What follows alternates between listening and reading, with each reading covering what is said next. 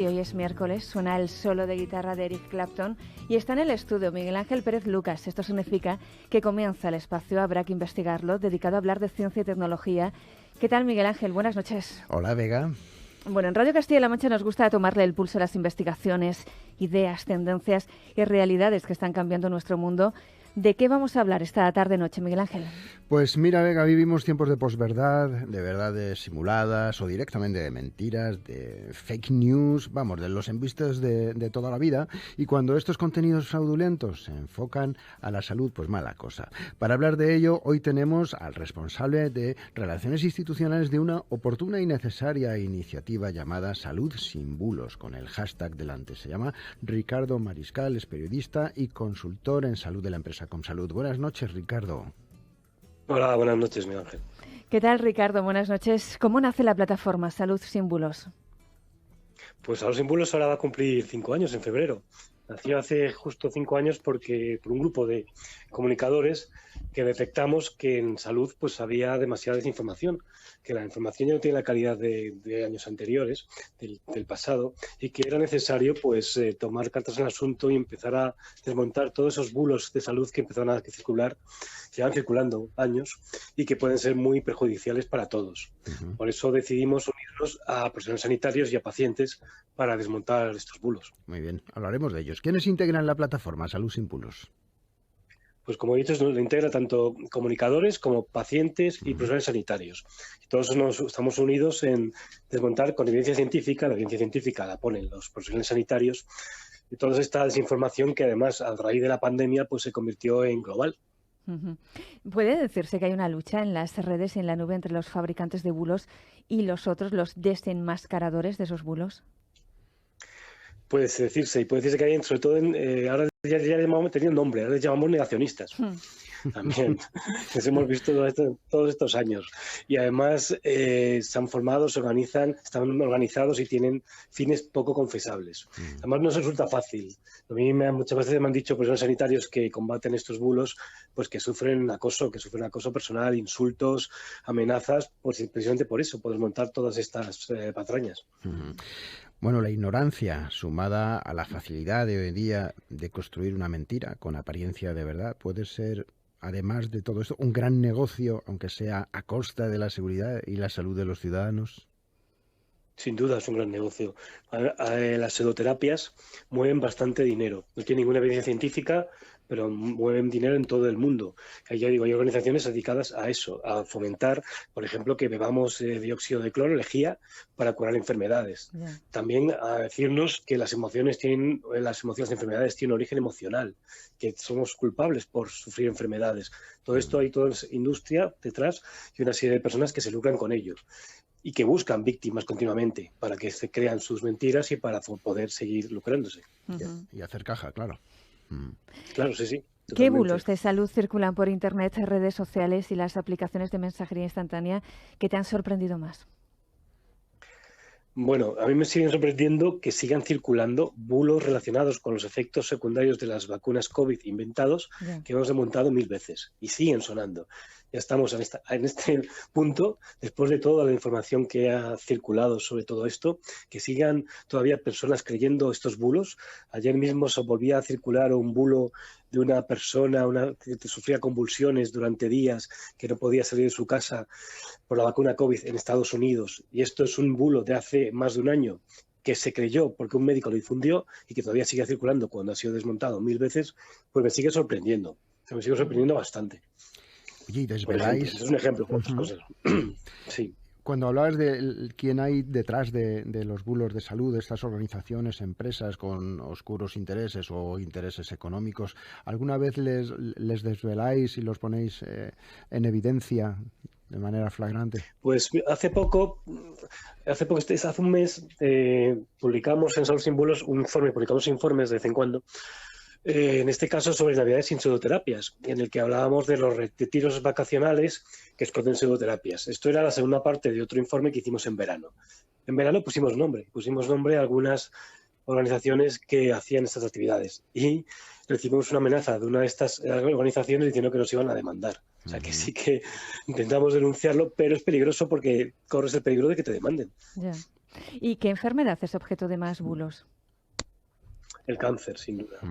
El cáncer es la enfermedad que comenzó precisamente porque hay muchos tipos de cáncer, por lo complejo que es, pues es objeto de muchísimos bulos y porque además muchas veces aprovechan de la necesidad de enfermos de cáncer de creer en una cura o de tener esperanza, se aprovechan de eso.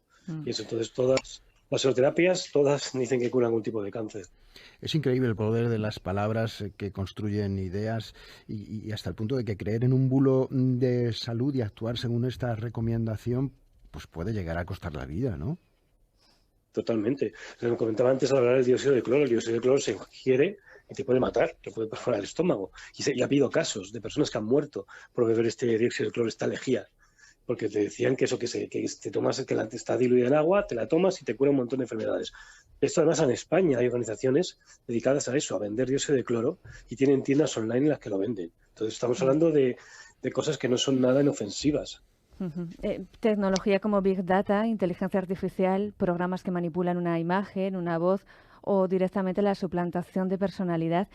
Parece que cada vez es más fácil, ¿no?, contar una mentira y darle esa apariencia de verdad.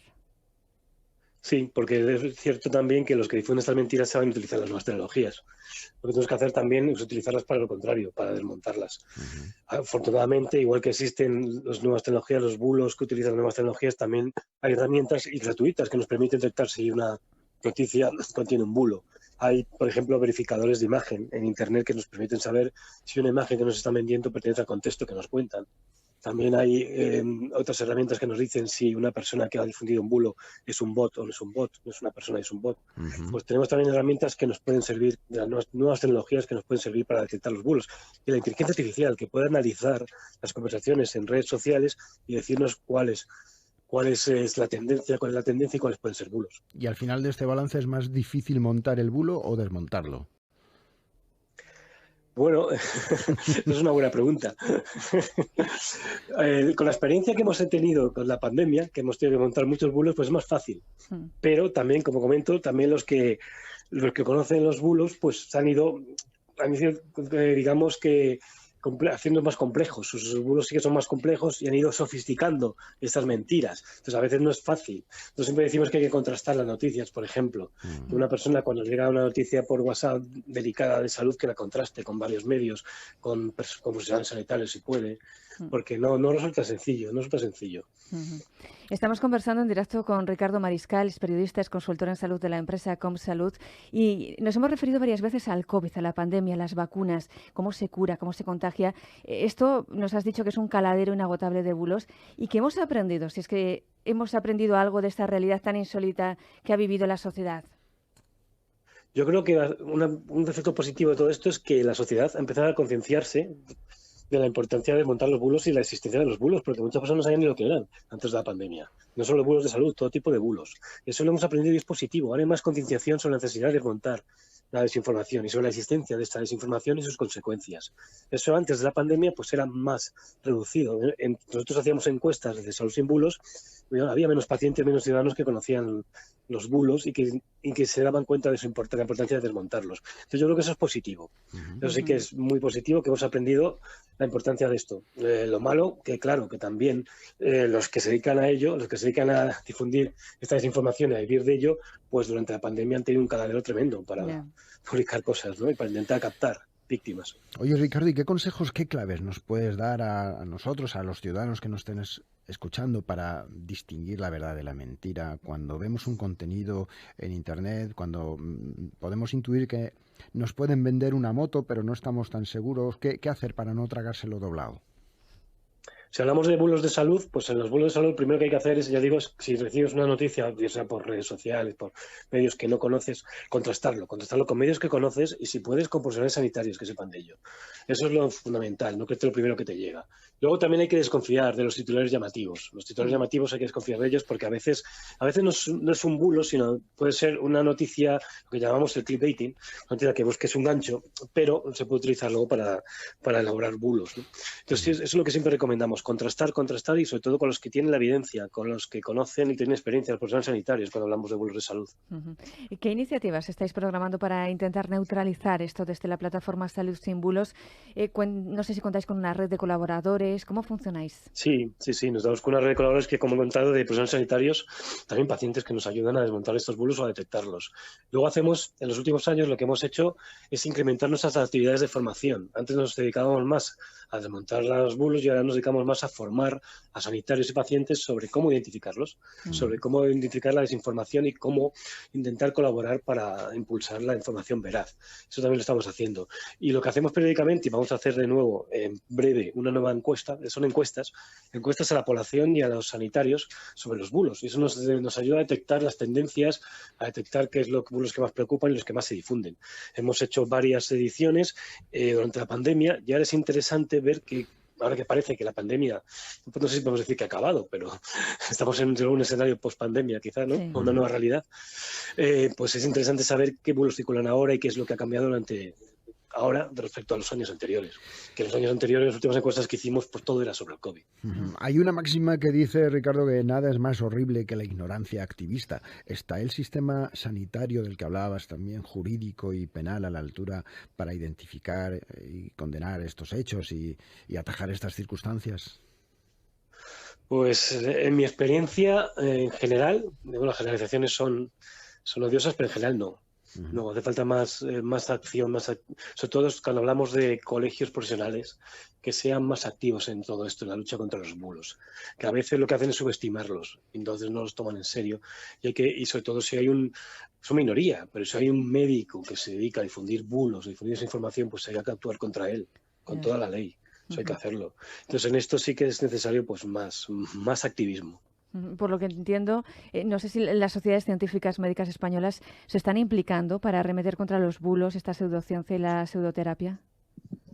Hay casos de colegios, sociedades que están intentando crear observatorios o intentando crear iniciativas en este sentido, pero siguen siendo minoritarios, no son generales. Tenemos que pedir más activismo. Sí que es verdad que cada vez más contenidos en congresos relacionados con la necesidad de desmontar la desinformación, cada vez se ve más. Pero no en todas las sedes científicas ni en todas las especialidades.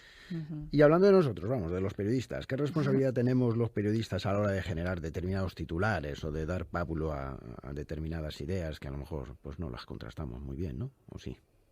Claro, los periodistas, el problema que tenemos desde hace ya años es que con las redes sociales pues se impera la inmediatez, la necesidad de sacar la noticia el primero, en redes sociales antes que nadie, y lo que se hacía antes y se hacía mucho en salud se hacía más especialmente, que era contrastar bastante con las fuentes, las informaciones, ahora se hace menos.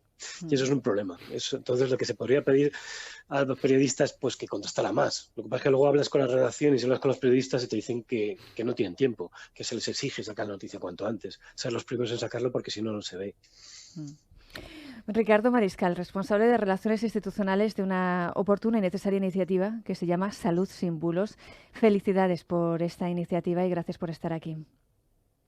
Pues muchas gracias a vosotros por darnos visibilidad. Un placer.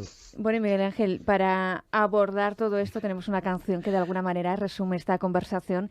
Es una cancioncilla compuesta por Médicos por la Salud que cerró la mesa redonda titulada Infosicación en Comunicación de Salud, Bulos en Salud, durante el Congreso de la Asociación Nacional de Informadores de la Salud, que tuvo lugar en Barcelona. La escuchamos.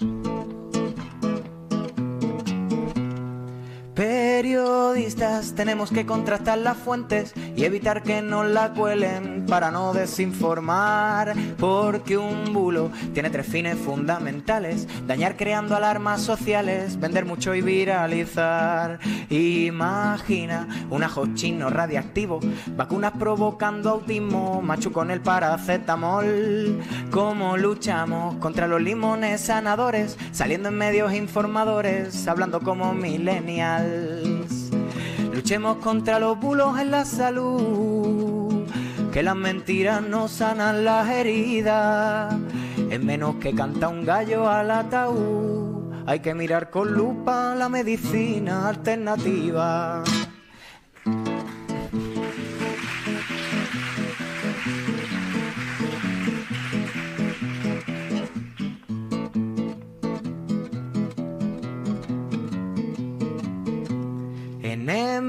emergencias se están quedando sin trabajo porque la gente se está salvando operándose con Bolivix. Con un infarto, tosiendo fuerte se pasa en nada. Voluntarios que llegan en manada con motosierras para ayudar. La verdad, Miguel Ángel, que la canción resume muy bien nuestra conversación, ¿eh? ¿Verdad? No tiene desperdicio. Bueno, nos da un poquito de tiempo porque si en el anterior programa hablábamos de lo más relevante de la ciencia del pasado 2022, ahora, con el año recién estrenado, nos vamos a aventurar a hablar de los avances científicos que prometen continuar y muy seguramente superarse en este 2023 con más investigaciones y presupuesto. ¿Qué desarrollos esperan para el campo de la salud, el espacio y la ciencia básica? Pues mira, nuestra fuente informativa es la revista científica más importante del mundo, que es Nature, y en ella habla de que tras el despliegue exitoso de vacunas ARN durante la pandemia de COVID-19 se van a desarrollar nuevas vacunas. Por ejemplo, se espera que la empresa BioNTech, una empresa norteamericana, inicie ya los primeros ensayos en humanos de vacunas basadas en esta tecnología de ARN mensajero contra la malaria, contra la tuberculosis y contra el herpes genital. Importante.